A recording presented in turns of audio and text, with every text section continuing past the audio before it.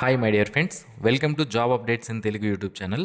Friends, Andhra Pradesh రాష్ట్రంలో ఉన్నటువంటి 26 జిల్లాలలో రేషన్ డీలర్ల ఉద్యోగాల భర్తీకి నోటిఫికేషన్లు అనేవి విడుదల చేస్తున్నారు. ఇక్కడ నేను మీకు ఒక ఇంపార్టెంట్ పాయింట్ అనేది తెలియచేయాలి. అదేంటి అంటే, ఈ రేషన్ డీలర్ల జాబ్స్కి సంబంధించి రాష్ట్ర వ్యాప్తంగా ఒకేసారి నోటిఫికేషన్ అనేది ఇవ్వరు. ఒక్కొక్క జిల్లాకి ఒక్కొక్కసారి నోటిఫికేషన్ అనేది విడుదల చేయడం జరుగుతుందన్నమాట. అంటే మన జిల్లాకి సంబంధించిన నోటిఫికేషన్ రిలీజ్ అయినప్పుడు మనకి ఏ విధంగా తెలుస్తుంది అంటే, న్యూస్ పేపర్లో చిన్న అడ్వర్టైజ్మెంట్ మాత్రం ఇవ్వడం జరుగుతుంది. మన డిస్ట్రిక్ట్ న్యూస్ పేపర్ ఏదైతే ఉంటుందో అది మెయిన్ న్యూస్ పేపర్లలో మాత్రమే అది రావడం జరుగుతుందన్నమాట. అప్పుడు మనం చూసి అప్లై చేసుకోవాల్సి ఉంటుంది. టైం కూడా చాలా తక్కువ ఇస్తారు. ఒక వారం రోజుల పాటు మాత్రమే న్యూస్ పేపర్లో అడ్వర్టైజ్మెంట్ వచ్చినప్పటి నుంచి ఒక వారం రోజుల పాటు మాత్రమే మనకి టైం అనేది అప్లై చేసుకోవడానికి అవకాశం ఉంటుంది. అది కూడా ఆన్లైన్ అప్లికేషన్ కాదు. మన ఆర్డీఓ ఆఫీస్ ఏదైతే ఉంటుందో అక్కడికి వెళ్ళి మనం ఈ రేషన్ డీలర్ల జాబ్స్ కోసం అప్లికేషన్ అనేది అక్కడ ఇవ్వవలసి ఉంటుందన్నమాట. మనకి రాష్ట్ర వ్యాప్తంగా 4,500కు పైగా వేకెన్సీస్ అనేవి ఉన్నాయి. జిల్లాల వైజ్గా వేకెన్సీస్ అనేవి మారుతాయి. ఒక జిల్లాలో 150 ఉంటాయి, ఒక జిల్లాలో 200 ఉంటాయి. మళ్ళీ ఆ ఖాళీలను మనకి రెవెన్యూ డివిజన్ల వైజ్గా డివైడ్ చేయడం అనేది జరుగుతుందన్నమాట. సో మన ప్రాంతంలో మనకి ఖాళీగా ఉంటే మనం అప్లై చేసుకునే అవకాశం అయితే ఉంటుంది. మరి ఈ జాబ్స్కి సంబంధించి సెలెక్షన్ అనేది ఏ విధంగా చేస్తారంటే, ఎగ్జామినేషన్ పెడతారు. సింపుల్గా ఒక చిన్న ఎగ్జామినేషన్ అనేది పెడతారు. ఆ ఎగ్జామినేషన్కి కావాల్సినటువంటి సిలబస్ ఏంటి, మనం ఏం చదువుకోవాలి, మన జిల్లాకి సంబంధించిన నోటిఫికేషన్ వచ్చేలోపు మనం ప్రిపేర్డ్గా కనుక ఉంటే మనం ఈజీగా జాబ్స్ అనేవి సాధించే అవకాశం అయితే ఉంటుంది ఈ రేషన్ డీలర్ జాబ్స్. సో ఈ జాబ్స్కి అప్లై చేసుకోవడానికి కొన్ని జిల్లాల్లో ఇంటర్మీడియట్ క్వాలిఫికేషన్ అడుగుతున్నారు. మరికొన్ని జిల్లాల్లో 10th క్లాస్ క్వాలిఫికేషన్ అనేది అడుగుతున్నారు. ఇంటర్మీడియట్ వాళ్ళు లేని చోట 10th క్లాస్ చదివినటువంటి వాళ్ళని కూడా తీసుకొని జాబ్స్ అనేవి ఫిల్ చేస్తున్నారనమాట. సో దీనికి సంబంధించినటువంటి పూర్తి వివరాలు తెలియజేస్తాను. అలాగే మీ జిల్లాకి సంబంధించిన నోటిఫికేషన్ అనేది రిలీజ్ అయినప్పుడు మీరు మిస్ అవ్వకుండా ఉండాలి అంటే ఇప్పుడే మన యూట్యూబ్ ఛానల్కి సబ్స్క్రైబ్ చేసుకోండి. అలాగే వాట్సాప్ గ్రూప్ లింక్ను కూడా వీడియో కింద డిస్క్రిప్షన్లో ఇచ్చాను. సో ఏ జిల్లాకి సంబంధించిన నోటిఫికేషన్ రిలీజ్ అయినా కూడా మన వాట్సాప్ గ్రూప్లో కూడా తెలియజేస్తాను. అప్పుడు మీరు వెంటనే చూసి దానికి అప్లై చేసుకునే అవకాశం అయితే ఉంటుంది. ఈ రేషన్ డీలర్ల జాబ్స్కి సంబంధించి ఎవరు అప్లై చేసుకోవడానికి అవకాశం ఉండదు అనేది ఫస్ట్ నేను మీకు తెలియజేస్తాను. సో ఎవరైతే ప్రజలచే ఎన్నికైనా లేదా నామినేటెడ్ చేయబడిన ప్రజాప్రతినిధులు ఎవరైతే ఉంటారో వాళ్ళు అప్లై చేసుకోవడానికి అవకాశం లేదు అని మనకి క్లియర్గా ఇవ్వడం జరిగింది. అలాగే ఎవరైతే ఎన్నికలలో నిలబడి ఓడిపోయి ఉంటారో వాళ్ళు అప్లైని చేసుకోవచ్చు అన్నమాట. అలాగే చెడు ప్రవర్తన కలిగి క్రిమినల్ కేసులు ఎవరిపైన అయితే ఉంటాయో వాళ్ళు అప్లై చేసుకోవడానికి అవకాశం లేదు. అలాగే ప్రస్తుతం ఏదైనా పాఠశాల లేదా కళాశాలలో రెగ్యులర్ విద్యార్థులుగా చదువుతుంటారో వాళ్ళు అప్లై చేసుకోవడానికి అవకాశం లేదు అని ఇవ్వడం జరిగింది మనకి ఇక్కడ. అంటే ప్రస్తుతం ఎవరైనా కాలేజీకి వెళ్తూ స్టూడెంట్స్గా ఎవరైతే ఉంటారో అది కూడా మనకి ఇక్కడ రెగ్యులర్ అని ఇవ్వడం జరిగింది. ఒకవేళ మీరు ఓపెన్లో గన చదువుతూ ఉంటే అప్లై చేసుకోవచ్చు. నెక్స్ట్, ప్రస్తుతం ఏదేని ప్రభుత్వ లేదా ప్రైవేటు రంగాల్లో పనిచేయుచున్నటువంటి ఉద్యోగులు ఎవరైతే ఉంటారో వాళ్ళు అప్లై చేసుకోవడానికి అవకాశం లేదు. అలాగే ప్రభుత్వ పథకముల ద్వారా లబ్ధి పొందినవారు అనగా గ్రామోద్యోగ పథకం కానీ లేదా ఖాదీ మరియు గ్రామ పరిశ్రమల బోర్డు మొదలగున వాటి నుంచి ఎవరైతే పథకముల ద్వారా లబ్ధి పొంది ఉంటారో వాళ్ళు అప్లై చేసుకోవడానికి అవకాశం లేదు.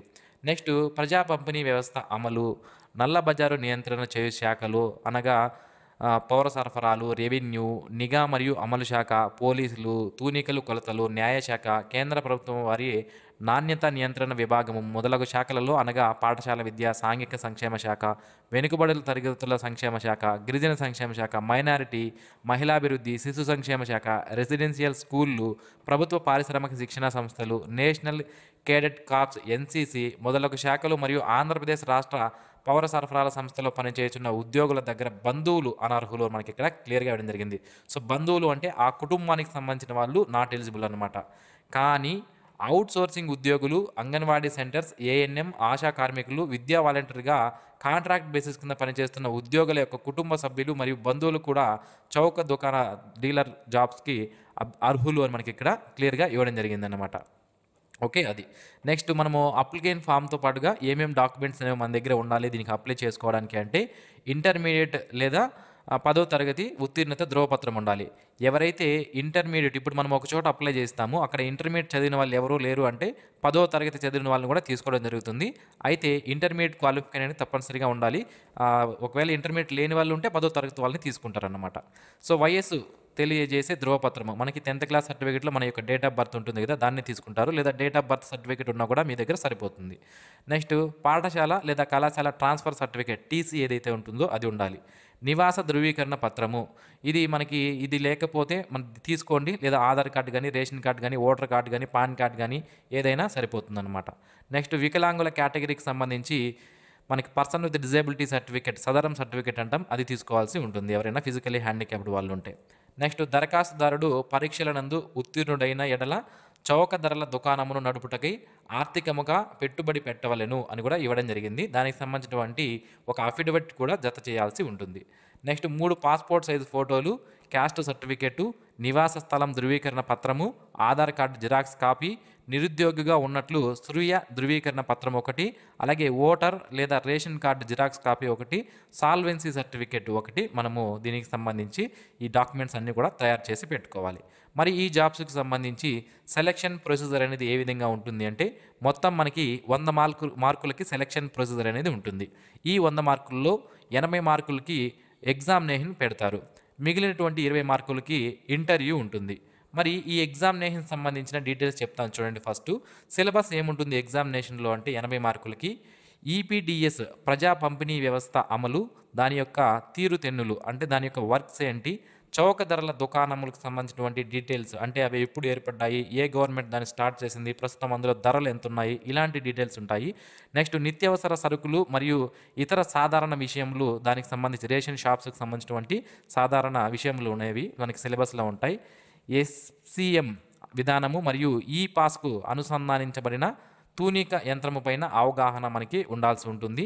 అలాగే నిర్వహణ, చౌక ధరల దుకాణముల యొక్క రికార్డుల నిర్వహణ, జనరల్ నాలెడ్జ్కి సంబంధించినటువంటి క్వశ్చన్స్ అంటే మన సివిల్ సప్లై మినిస్టర్ ఎవరు, మన ఇతర మినిస్టర్లు ఎవరు, ఇలాంటి క్వశ్చన్స్ అన్ని కూడా జనరల్ నాలెడ్జ్ కింద రావడం జరుగుతుంది. అలాగే మనకి బేసిక్ మ్యాథ్స్ కూడా రావాలి, క్యాలిక్యులేషన్స్ చేయాల్సి ఉంటుంది కదా, సో దానికి సంబంధించి రావాల్సి ఉంటుందన్నమాట. ఇవన్నీ కూడా మనకి క్వశ్చన్స్ అనేవి ఈ సిలబస్ నుంచి రావడం జరుగుతుంది. ఇవన్నీ కూడా ఆబ్జెక్టివ్ టైప్ క్వశ్చన్సే, అంటే 4 ఆప్షన్లు, ఒక క్వశ్చన్ ఇచ్చి కింద 4 ఆప్షన్లు ఇస్తారు, అందులో మనం కరెక్ట్ క్వశ్చన్స్ చూస్ చేసుకోవాలి. నెగిటివ్ మార్కులు అంటూ ఏమీ ఉండవు. మనకి 80కి గాను 30 మార్కులు వస్తే మనము క్వాలిఫై అయిపోతాం అన్నమాట. ఒక పోస్ట్కి 5 మందిని సెలెక్ట్ చేస్తారండి. ఒక పోస్ట్కి 5 మందిని సెలెక్ట్ చేసి వాళ్ళని తర్వాత ఇంటర్వ్యూకి పంపిస్తారు. ఈ ఇంటర్వ్యూలో ఏం క్వశ్చన్స్ అడుగుతారంటే రేషన్ డిపో నడుపుటకు ఆర్థిక పరిపుష్టి, అంటే రేషన్ డిపో మీ యొక్క బ్యాక్గ్రౌండ్ అనేది చెక్ చేస్తారు. మీరు దానికి సంబంధించి ఆ రేషన్ షాప్కి సంబంధించి ఆర్థికంగా మీరు తట్టుకుంటారా లేదా అనేది. అలాగే వినియోగదారుల యొక్క సంబంధాలకు సంబంధించిన సమర్థత, అంటే వినియోగదారులతో మీరు ఏ విధంగా మాట్లాడతారో అక్కడ వచ్చినటువంటి జనాలతో అనేది ఇక్కడ టెస్ట్ చేస్తారు. అలాగే రేషన్ షాప్ నిర్వహణ సామర్థ్యము, మీరు నిర్వహిస్తారా లేదా, మీ వల్ల అవుతుందా అనేది టెస్ట్ చేస్తారు. ఇతర సాధారణ విషయాలపైన పరిజ్ఞానం అనేది ఉందా లేదా అనేది వాళ్ళు టెస్ట్ చేయడం జరుగుతుందన్నమాట. సో ఇక్కడ మనకి ఎగ్జామినేషన్ అనేది 80 మార్కులకు ఉంటుంది కదా, 10:30 నుంచి 12 అంటే 2 hours 30 minutes అనేది ఎగ్జామినేషన్ టైమింగ్ అనేది ఉంటుంది. ఇంటర్వ్యూ మాత్రం 10 నిమిషాలు మాత్రమే ఉంటుంది. ఇంటర్వ్యూకి 20 మార్కులు అనేది ఉంటాయి. ఓకే, ఈ విధంగా ఇప్పుడు మొత్తం 100 మార్కులకి ఎగ్జామినేషన్ 80 మార్కులకి, ఇంటర్వ్యూ 20 మార్కులకి, మొత్తం 100 మార్కులకి టెస్ట్ కండక్ట్ చేశారు కదా. ఇందులో ఎవరికైతే ఎక్కువ మార్కులు వచ్చి ఉంటాయో వాళ్ళకి ఆ జాబ్ అనేది ఇవ్వడం జరుగుతుంది. మరి ఈ జాబ్స్కి సంబంధించి నివాస ప్రతిపత్తి, అంటే తప్పనిసరిగా మనము అప్లై చేయాలి అంటే అదే గ్రామానికి కానీ, లేదా అదే పంచాయతీకి కానీ, లేదా అదే వార్డుకు, మున్సిపాలిటీలో అయితే అదే వార్డుకు సంబంధించిన వాళ్ళైతే మాత్రమే మనం అప్లై చేసుకోవాల్సి ఉంటుంది. ఒకవేళ ఫిజికలీ హ్యాండిక్యాప్డ్కి సంబంధించినటువంటి క్యాండిడేట్స్ అయితే వాళ్ళ మండలంలో ఉన్నటువంటి ఏ రేషన్ షాప్కైనా సరే వాళ్ళ అప్లికేషన్ అనేది పెట్టుకోవచ్చు అన్నమాట. ఇక ఏజ్ విషయానికి వస్తే ఇక్కడ నేను ఇది పాత నోటిఫికేషన్ గురించి చెప్తున్నాను కాబట్టి ఇక్కడ డేట్ అనేది తీసేయండి. 18 నుంచి 40 సంవత్సరాల మధ్యలో ఉన్న క్యాండిడేట్స్ అయితే దీనికి అప్లికేషన్ చేసుకోవచ్చు. ఇంటర్మీడియట్ అనేది తప్పనిసరిగా ఉండాలి. ఒకవేళ ఇంటర్మీడియట్ చదవని వాళ్ళు ఎవరు కూడా అప్లై చేయలేదనుకోండి, అప్పుడు 10th క్లాస్ వాళ్ళని కూడా పరిగణలోకి తీసుకోవడం జరుగుతుంది. మరి ఇక్కడ ప్రాధాన్యతలు అంటే ఎవరికి ప్రిఫరెన్స్ అనేది ఇవ్వడం జరుగుతుంది అనేది మనకి ఇక్కడ క్లియర్గా ఇచ్చారు. సో దుకాణ పరిధిలో రెవెన్యూ గ్రామము లేదా హామ్లెట్ నందు హ్యాబిటేషన్ నందు నివాసం ఉన్నవారు మరియు దుకాణ పరిధిలో మున్సిపాలిటీ యొక్క వార్డు నందు నివాసం ఉన్నవారికి ప్రాధాన్యత ఇవ్వబడను అన్నమాట. అంటే లోకల్గా ఎవరైతే ఉంటారో వాళ్ళకి ప్రిఫరెన్స్ అనేది ఇస్తారు. నెక్స్ట్ స్వాతంత్ర సమరయోధుల కుటుంబీకులు ఎవరైతే ఉంటారో వాళ్ళకి ఒక సర్టిఫికేట్ ఉంటుంది, అది కానీ చూపిస్తే మీకు ప్రిఫరెన్స్ అనేది ఇస్తారు. నెక్స్ట్ డ్వాక్రా గ్రూపుకి సంబంధించిన వాళ్ళు ఎవరైతే ఉంటారో వాళ్ళకు కూడా ప్రిఫరెన్స్ అనేది ఇవ్వడం జరుగుతుంది అనమాట. అలాగే ఈ హ్యాకర్లు ఎస్ఆర్లకు చౌక ధరల దుకాణ డీలర్లుగా మార్పిడి చేసే సందర్భంలో చౌక ధరల దుకాణ డీలర్ నియామక గుర్తింపు అర్హతలన్నీ వీరికి ఉండవలను అని మనకి ఇక్కడ క్లియర్గా మెన్షన్ చేశారు. సో నెక్స్ట్ వచ్చి మనకి ఎలా అప్లై చేసుకోవాలి. మనకి నేను ఆల్రెడీ స్టార్టింగ్‌లోనే చెప్పాను. మన జిల్లాకు సంబంధించిన నోటిఫికేషన్ వచ్చినప్పుడు నేను మీకు తెలియజేస్తాను. అయితే ఏ విధంగా అప్లై చేసుకోవాలి అంటే ఆల్రెడీ నేను డీటెయిల్స్ అన్నీ చెప్పాను. మనకు కావాల్సిన డాక్యుమెంట్స్ ఏంటి అన్నీ చెప్పాను గదా! వాటన్నిటిని రెడీ చేసి పెట్టుకోండండి. మీ జిల్లాకు సంబంధించిన నోటిఫికేషన్ అనేది మీ యొక్క డిస్ట్రిక్ట్ పేపర్ ఏదైతే ఉంటుందో న్యూస్ పేపర్ అందులో రావడం జరుగుతుందనమాట. సో, ఈ విధంగా మేము రేషన్ డీలర్ల కోసం నోటిఫికేషన్ అనేది రిలీజ్ చేశాము. అప్లై చేసుకోండి ఈ డేట్ నుంచి ఈ డేట్ వరకు అని. అప్లికేషన్ అనేది ఎక్కడ సబ్మిట్ చేయమంటారు అంటే ప్రతి ఒక్క జిల్లాకి కూడా వాళ్ళ యొక్క రెవెన్యూ డివిజన్ ఆఫీస్ ఏదైతే ఉంటుందో అక్కడ సబ్మిట్ చేయమంటారండి. ఓకేనా? కొంతమంది టీఓ కాదండి. ఆర్టీఓ అంటే రోడ్డు ట్రాన్స్‌పోర్ట్ ఆఫీస్ అది కాదు. ఆర్‌డీఓ వేరు, ఆర్‌టీఓ వేరు అన్నమాట. సో, ఆర్‌డీఓ అంటే రెవెన్యూ డెవలప్‌మెంట్ ఆఫీసర్ అని అర్థం. ఓకే. ఆర్‌టీఓ అంటే రోడ్ ట్రాన్స్‌పోర్ట్ ఆఫీసర్ అని. ఓకే. సో, మనము ఆర్‌టీఓ ఆఫీస్‌లో కాదు ఇవ్వాల్సింది ఆర్‌డీఓ ఆఫీస్‌లో మన యొక్క అప్లికేషన్ అనేవి ఇవ్వాలి. సో, మన అప్లికేషన్స్ మన జిల్లాకు సంబంధించిన నోటిఫికేషన్ వచ్చినప్పుడు మాత్రమే మనం తీసుకొని వెళ్ళాల్సి ఉంటుందన్నమాట. మిగిలిన టైమింగ్స్‌లో తీసుకొని వెళ్తే వాళ్ళు తీసుకోరు. మీ యొక్క అప్లికేషన్స్ అనేవి తీసి డస్ట్‌బిన్‌లో వేస్తారు. సో, మీకు సంబంధించిన నోటిఫికేషన్ వచ్చినప్పుడు మన ఛానల్ ద్వారా నేను మీకు తెలియజేస్తాను. సో, ఛానల్‌కి ఇప్పుడే సబ్స్క్రైబ్ చేసి పెట్టుకోండి. నోటిఫికేషన్ వచ్చిన వెంటనే మీకు అప్డేట్స్ అనేది ఇవ్వడం జరుగుతుందన్నమాట. సో, ఇది ఫ్రెండ్స్ ఈ నోటిఫికేషన్ సంబంధించినటువంటి పూర్తి వివరాలు. ఆల్రెడీ కొన్ని జిల్లాల్లో నోటిఫికేషన్స్ అనేది విడుదల చేసేశారు. మరికొన్ని జిల్లాల్లో నోటిఫికేషన్స్ అనేవి రావాల్సింది. వచ్చిన వెంటనే మీకు తెలియజేస్తాను. And thanks for watching this video. ఈ వీడియోని తప్పనిసరిగా మీ ఫ్రెండ్స్‌కి షేర్ చేయండి. Thank you. Have a nice day.